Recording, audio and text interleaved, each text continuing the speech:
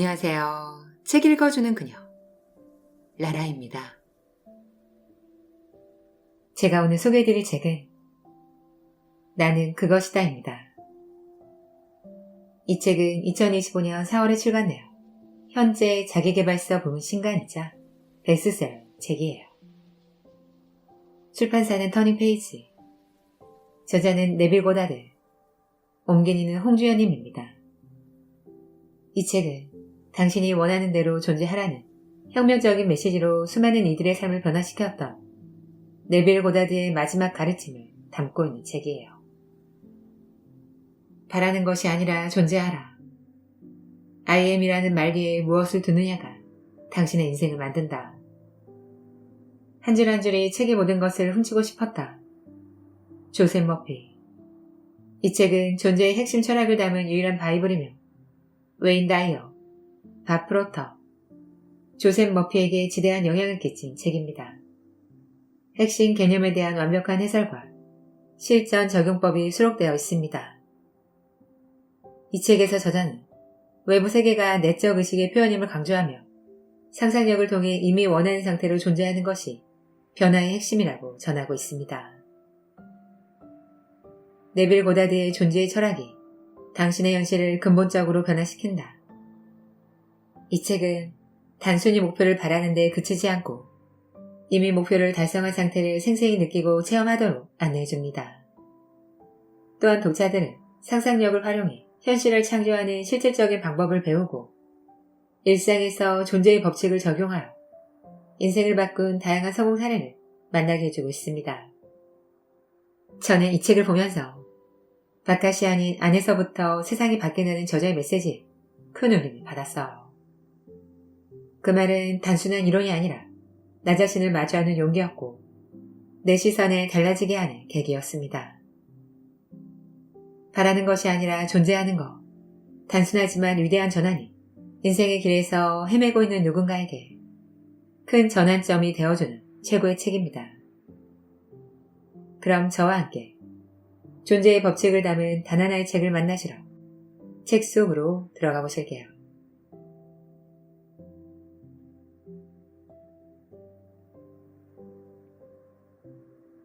바라는 것이 아니라 존재하라.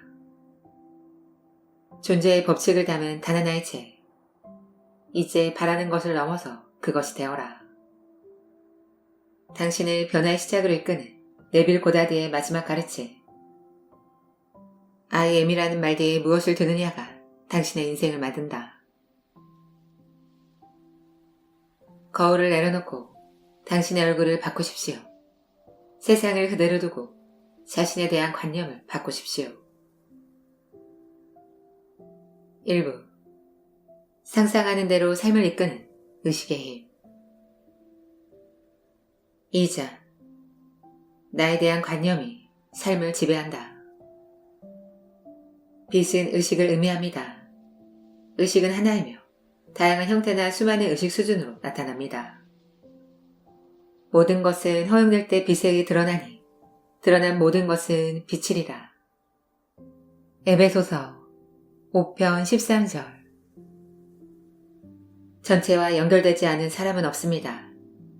의식은 무수히 많은 수준으로 모습을 드러내더라도 절대 나뉘지 않기 때문입니다. 의식 안에는 그 어떤 분리나 분열도 존재하지 않습니다. I am, 즉 궁극적 존재는 분리될 수 없습니다. 자신을 부자라고, 빈털터리라고, 거지라고, 또는 도둑이라고 뭐라든 생각하는 간에 나라는 존재의 핵심은 변하지 않습니다. 드러나는 과정의 중심에는 존재에 대한 수많은 개념과 형태로 모습을 나타낸 I am만 있을 뿐입니다. 그리고 나는 나로서 존재합니다. I am은 궁극적 존재가 스스로 내린 정의이자 모든 것이 의지하는 근간입니다. I am은 모든 것이 최초의 원인이자 하나님이 인식한 자신입니다. 스스로 존재하는 자가 나를 너희에게 보내셨다고 말하라. 출애굽기 3편 14절. 나는 나로서 존재한다. 출애굽기 3편 14절. 너희는 가만히 있어 내가 하나님이 됨을 알지어다. 시편 46편 10절. IM은 존재에 대한 지속적이고 변하지 않는 알아차림입니다. 의식의 본질에는 IM의 감각이 있습니다. 내가 누구인지, 어디에 있는지, 무엇인지는 잊을지 몰라도 궁극적 존재는 결코 잊을 수 없습니다. 내가 누구이고, 어디에 있고, 무엇인지 끝없이 망각하더라도 존재에 대한 알아차림은 절대 사라지지 않습니다. 무수한 현상들로 나타나더라도 IM은 언제나 본질적으로 같습니다. 최초의 원인에 대한 이 위대한 발견은 좋든 나쁘든 간에 인간이 실제로 자기 운명의 결정권자라는 사실과 자신이 살아가는 세계를 규정짓는 것은 자신에 대한 관념이라는 점을 드러냅니다. 자신에 대한 관념은 삶을 향한 반응을 결정합니다. 다시 말해 당신의 건강이 좋지 못하고 그 원인이 무엇인지 진실을 안다면 당신은 외부를 탓하지 않고 근본적 원인이 특정하게 배열되어 영향을 미치고 있다고 생각할 것입니다. 특정한 배열은 삶을 향한 당신의 반응에서 촉발되고 나는 건강하지 않다라는 관념에 의해 삶에 분명히 나타납니다. 그러므로 약한 자들에게 나는 강하다라고 말하게 하라. 요엘서 3편 10절 라고 쓰인 것입니다. 자신의 인식에 따라 궁극적 원인인 IM이 다시 배열되고 재구성된 배열은 반드시 선언되어 삶에 나타나야 하기 때문입니다. 이 원칙은 인간관계, 재정 문제, 지적 성취, 영적 성장을 비롯해 우리 삶의 모든 면을 지배합니다. IM은 무슨 일이든 상관없이 삶의 현상을 설명하기 위해 반드시 돌아봐야 하는 진실입니다. 나라는 존재의 형태와 풍경을 결정짓는 것은 바로 IM에 나타난 자기 관념입니다. 모든 것은 자신을 향한 자신의 태도에 달려 있습니다. 스스로 진실이라고 선언하지 않는 대상은 나의 세계에서 움들 수 없습니다. 나는 강해, 안전해, 사랑받아 같은 관념이 당신이 살아가는 세계를 결정합니다. 당신이 나는 남자야, 아버지야, 미국인이야 라고 말한다고 해서 IM을 각각 다르게 정의하는 것은 아닙니다. 최초의 원인인 하나의 IM이 가진 다양한 관념이나 배열을 밝히는 것입니다. 심지어 자연현상을 살펴보더라도 나무가 말할 수 있다면 나는 나무야, 사과나무야, 열매가 잘 열리는 나무야 라고 할 것입니다. 의식이 유일한 현실이며 스스로 좋거나 나쁘거나 그저 그렇다는 생각을 품고 그것을 현실의 그대로 드러낸다는 사실을 알게 되며 당신은 부수적 원인이 주는 압박감에서 자유로워지고 당신 삶에 영향을 줄 수 있는 뭔가가 당신 외부에 있다는 믿음에서 벗어납니다. 삶의 현상에 대한 설명은 개인의 의식 상태에서 찾을 수 있습니다. 자기 관념을 달리하며 나의 세계를 구성하는 모든 것이 달라질 것입니다. 지금과 똑같은 관념을 가진다면 세계를 구성하는 모든 것도 절대 변하지 않습니다. 그러므로 분명히 알 수 있는 점은 세상에 단 하나의 IM이 있고 당신이 바로 그 IM이라는 사실입니다. IM은 무한합니다. 하지만 당신은 자기 관념에 따라 무한한 IM의 지극히 제한된 모습만을 드러내고 있습니다. 더욱 웅장한 저택을 지어라. 오 나의 영혼이여. 세차게 변화하는 계절처럼 천장이 낮아 웅크렸던 과거는 떠나라. 지난 성전보다 더 고귀한 성전을 짓고 거대한 돔이 너를 감싸며 하늘에 닿아 마침내 자유로워질 때까지 해지고 빛바랜 껍질을 삶이라는 끝없는 바다에 내려놓아라. 올리버 웬델 헬ම්스 들어앉은 앵무족의 5장 열망하고 집중하고 상상하라. 가정의 법칙을 성공적으로 사용하고자 할 때 필수사항은 다음과 같습니다. 첫째, 무엇보다도 열망하고 갈망하고 뜨겁게 타오를 듯이 원해야 합니다. 온 마음을 다해 지금의 모습과 달라지기를 간절히 바라십시오. 좋은 결과를 이루려는 의도가 더해진 불같은 열망은 행동의 주된 원동력이자 모든 성공적인 모험의 첫 시작입니다.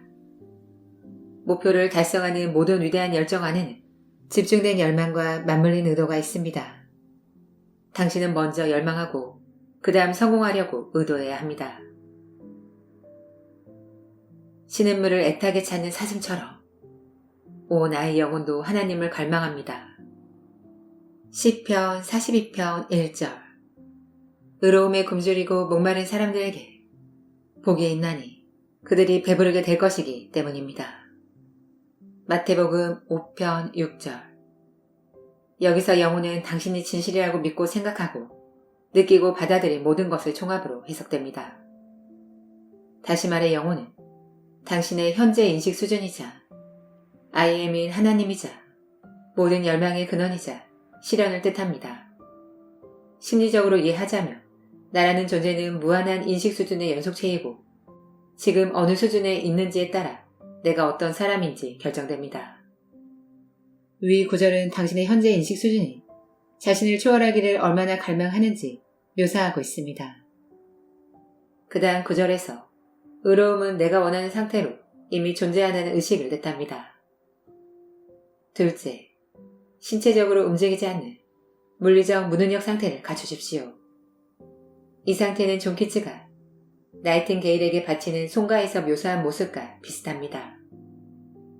마치 독초를 먹은 듯 나른한 무감각이 나의 감각을 고통스레 그리네. 이 모습은 잠에 빠진 듯 하지만 주의를 집중하는 방향을 스스로 통제할 수 있는 상태를 말합니다. 당신은 마음대로 이 상태를 이끌어낼 수 있도록 훈련해야 합니다. 경험에 따르며 이 상태는 배부르게 먹은 후나 아침에 눈을 뜨고 나서 일어나기 꺼려지는 순간에 더욱 쉽게 유도됩니다.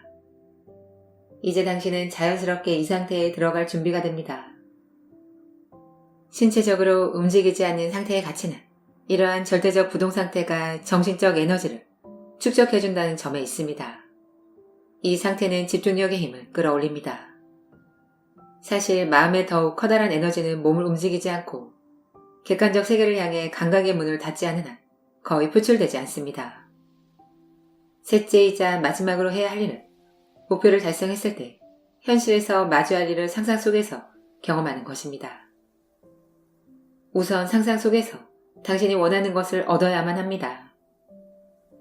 당신이 찾는 것을 현실로 실현하는 문이 바로 상상력이기 때문입니다. 상상력을 능수능란하게 사용하십시오. 구경꾼의 처지에서 목표를 생각하지 말고 당사자로서 목표에서부터 생각해야 합니다. 지금까지 당신이 갖지 못했던 자질이나 열망하는 뭔가를 갖고 있다고 상상하십시오. 당신의 전체 자아가 그 감각에 온전히 몰두할 때까지 자신을 온전히 내맡기십시오. 상상에 몰입한 상태는 다음과 같은 점에서 몽상과 구별됩니다. 몰입은 상상력을 통제하고 가만히 주의력을 집중한 결과입니다. 반면 몽상은 상상력을 통제하지 않는 결과이며 대부분 그저 헛된 꿈에 불과합니다. 통제된 상태에서는 소원이 이루어진 감각으로 의식을 세우는 일에 최소한의 노력만 기울이면 됩니다.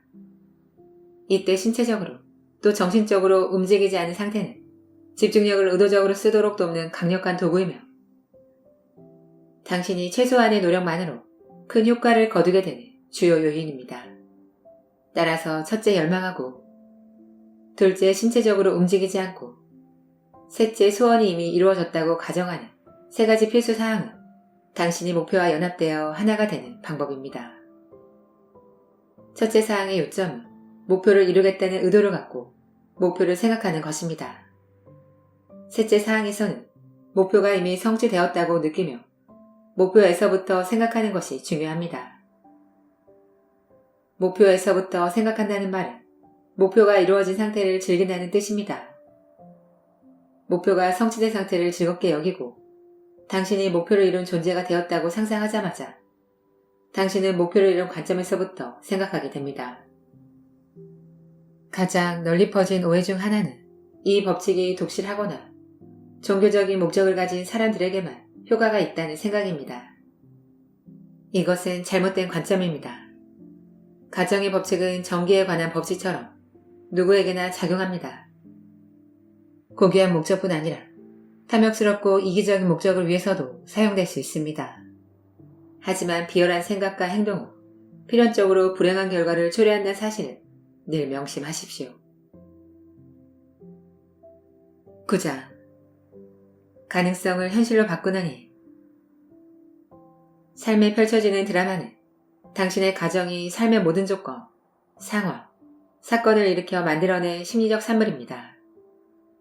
당신의 가정이 삶의 향방을 결정합니다.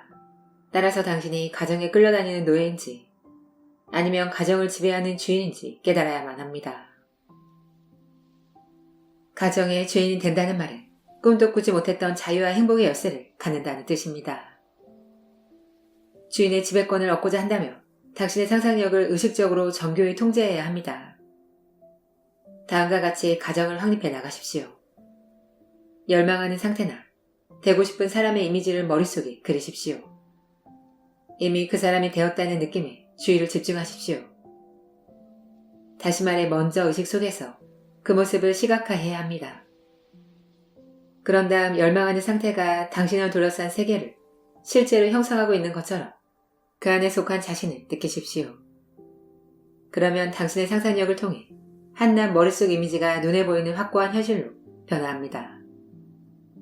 상상력을 통제하고 집중력을 한결같이 유지하는 것이 결정적 비결입니다. 당신은 이루고 싶은 목표를 향해 흔들림 없이 반복적으로 주의를 기울여야 합니다. 머릿속에서 이상을 창조하고 이미 그 이상을 이루었다고 가정해야 합니다. 그렇게 해야 자신과 이상을 동일시하고 마침내 이상적 상태로 변모할 수 있습니다. 이 과정의 중요성은 아무리 강조해도 지나치지 않습니다. 이상을 생각하지 말고 이상에서부터 생각하십시오. 모든 상태는 그것을 생각하는 한 그저 단순한 가능성에 그치지만 그것에서부터 생각하면 압도적 현실이 됩니다. 고대 스승들은 이 방식을 하나님을 뜻을 향한 복조 또는 주님 안에서 내려놓음이라고 불렀습니다. 누가 진정으로 주님께 내려놓았는지 확인하는 방법은 한 가지입니다.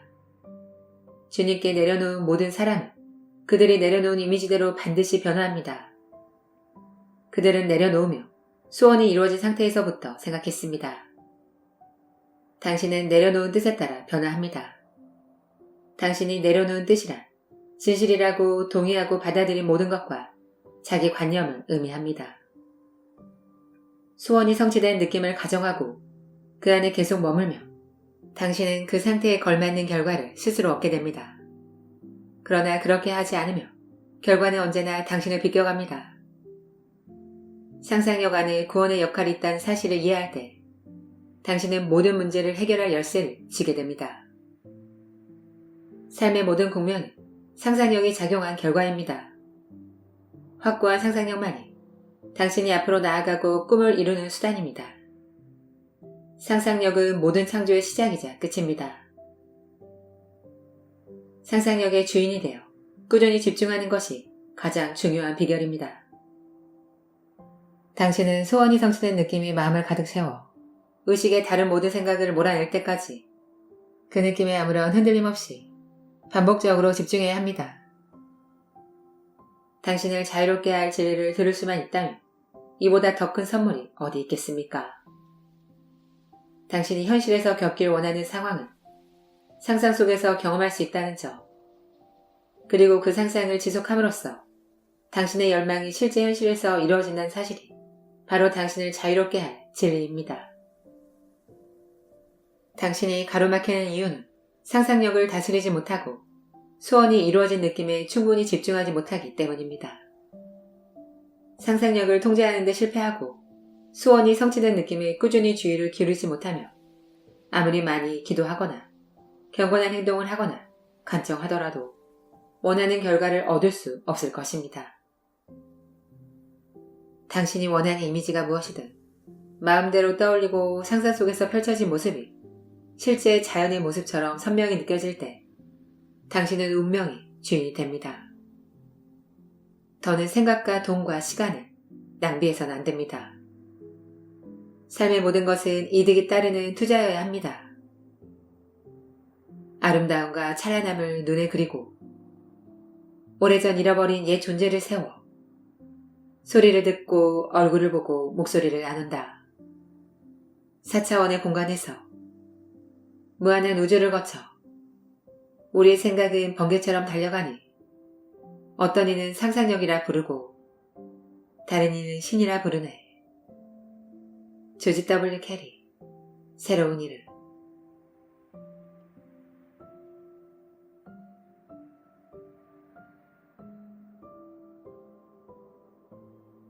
지금까지 책 읽어주는 그녀 라라였습니다. 오늘도 끝까지 들어주셔서 감사드려요. 우리 구독자님들, 저는 오늘 이 책을 읽으면서 마음이 편안해지는 기분이 들었습니다. 제가 작년에 네빌 고다드의 내가 원하는 곳에 나를 데려가라 책의 리뷰도 진행했었는데요. 그 책과 함께 꼭 읽어보시길 추천드립니다. 저는 항상 여러분을 응원합니다. 사랑합니다.